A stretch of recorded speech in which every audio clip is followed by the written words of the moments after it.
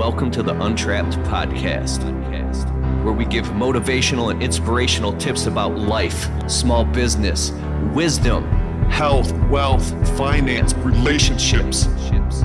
It's about being the best you that you can possibly be. Hashtag Untrapped. Welcome to the Untrapped podcast. I am your host, Keith Kelfus. Happy Thanksgiving. Happy Thanksgiving to you. And this is a Christmas globe, a crystal ball with snow in it. And I've always wanted to make this video. I'm talking about like solitude. So this is you, this is your consciousness. And you require solitude, quiet time, alone, by yourself, in isolation. And when you get that quiet time, it takes a while, but all those little snowflakes fall to the bottom. But if there's a distraction, that happens to your brain. This is your brain on drugs. And, you might have to sit down by yourself with no cell phone, no social media, no technology, nobody, quietly in a room alone for 3, 4, 5 hours, maybe for many days. So you can, once all that settles and it's crystal clear and the prism of your consciousness can see things, whoa, you can actually see the purpose of your life. You can see your deepest goals and desires and pathways to get there. You can see all the shit that's in the way that you're allowing to stop you, all the distractions. But if you get a distraction, you allow a distraction to happen. And all these things are all the habits, the codependent relationships with all the people that you love and the people that love you. So if you try to be alone and settle and they're used to being in a communication with you all the time and you don't get, you try to let that settle, their consciousness is going to feel disrupted by that, and they're going to do everything they can in their power to keep it going. And if it just keeps going and going and going and going and going and it never settles, you never get clarity in your life. And I really believe that the 9 to 5 or the 7 to 6 sun up, sundown, circadian, ultradian rhythms that we go through keep us stuck in this like habitual death grip cycle. It's not a death grip cycle, but and I believe that the people who, if you really want to accomplish something incredibly amazing in your life, you might have to take yourself away to a place 1, 2, 3 hours, 1, 2, 3 days, 1, 2, 3 weeks, 1, 2, 3 months. Or once every quarter, 3, 6, 9, 12. Once every quarter, take an entire week alone. Shut off your cell phones. Tell everybody you know in advance. You know that when this quarter comes, or when January 1st comes, you're not even going to be able to be in contact with me for a whole week because I'm going away. Right? If you could just find that somehow, some way, and prepare the people around you, you get clarity. I remember I wrote a couple books. This book I wrote a couple years ago, and I'm writing my third book right now. I'm like 30% done with it. I had to lock myself in my office for till 8, 9 o'clock in the morning. I locked myself in the office for 36 hours straight once, and I was there for a couple of weeks. My wife would call me at 1 in the morning, and she's like, "When are you coming home?" I'm like, once I have to write at least 2 chapters of this book before I come home. Or it was 1 chapter per session. But anyways, she's like, "Well, how much have you gotten done written so far?" I go, "Nothing." She goes, "You've been at the office 4 hours and you haven't written anything? What are you doing?" She was really asking. And I said, "I've been staring at this computer screen in anxiety, letting all of this vomit and regurgitate out. And it took 3, 4, 5, sometimes 6 hours of anxiety and suffering, of handcuffing myself in front of the computer with no distractions for all that dust to settle. and then my fingers would hit the keyboard and I would begin to type. And then it would just start flowing out of me because now there was no more distraction. The storm had cleared.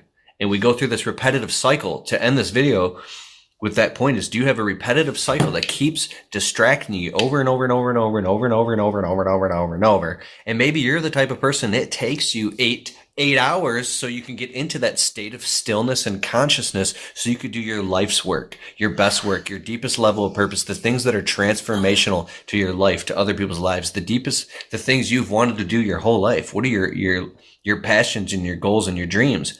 You know, you get up, you get ready, you go to work, then you work all day. The second you get home, you got to shower, shave, eat, change, cook dinner, spend time with family, then you go to bed. And then any bit of free time that you have is spent dealing with the dramas and putting out fires of yourself and other people, and it's constant fucking drama all the time, nonstop. Your drama, other people's drama, drama. And then if you try to pull the needle out of the drama, you try to pull that thing of the matrix.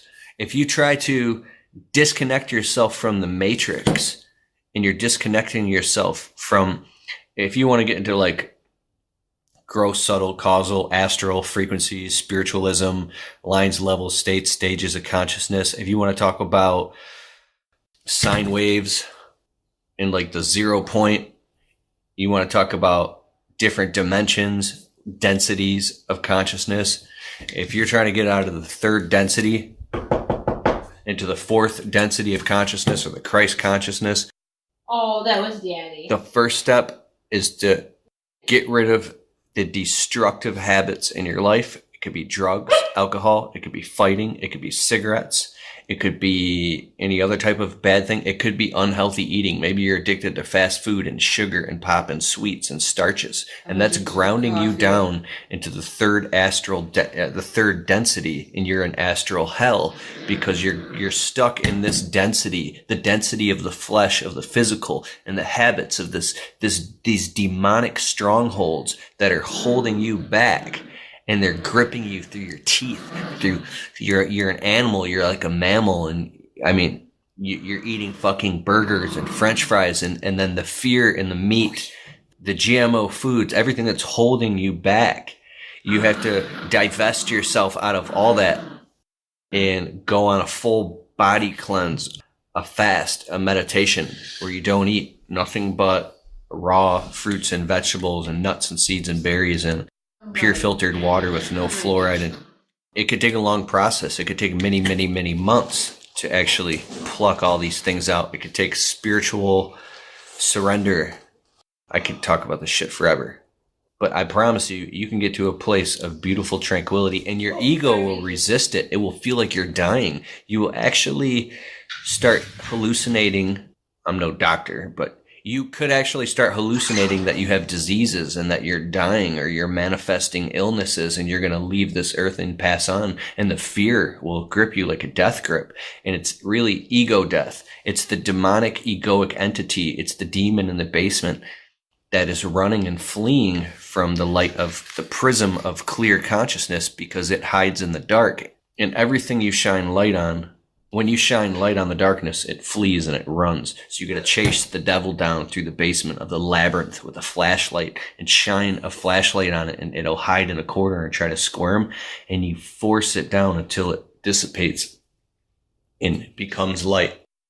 So the only way is you have to go into the depths of the darkest parts and unlock those anchors and free those things and remove those strongholds. Maybe you need prayer, or people to pray over you, or releasing of karmic debts, or karmonic strongholds. There's all types of different shit. There's dark entities and succubus entities that can latch onto you in the form of habits and patterns. They can and keep you distracted as fuck from living your highest truth. So, and it's threatened by you seeing the light. These demons are threatened by you seeing the light. Even there could even be entities or people or groups here on Earth that are, this is really insane and schizophrenic. I am aware of what I'm saying right now, so trust me. I'm not telling you this is true. I'm just saying, for example, there could be entities here on this earth or something locking us down into a specific frequency. So we only see this broadband. Our bandwidth is very limited. So we're stuck on one radio station and we're trapped here, but we know that there's more. And I believe through elevating your consciousness, getting your diet together, getting good sleep, meditating, and allowing yourself to experience extremely high levels of emotional happiness where you're like in pure gratitude and grace, forgiveness, forgiving other people who have done you wrong, forgiving anybody in your past, forgiving yourself, letting go of guilt and fear and shame and suffering, going back through your childhood and doing all different types of meditations and stuff. Let me know in the comments below.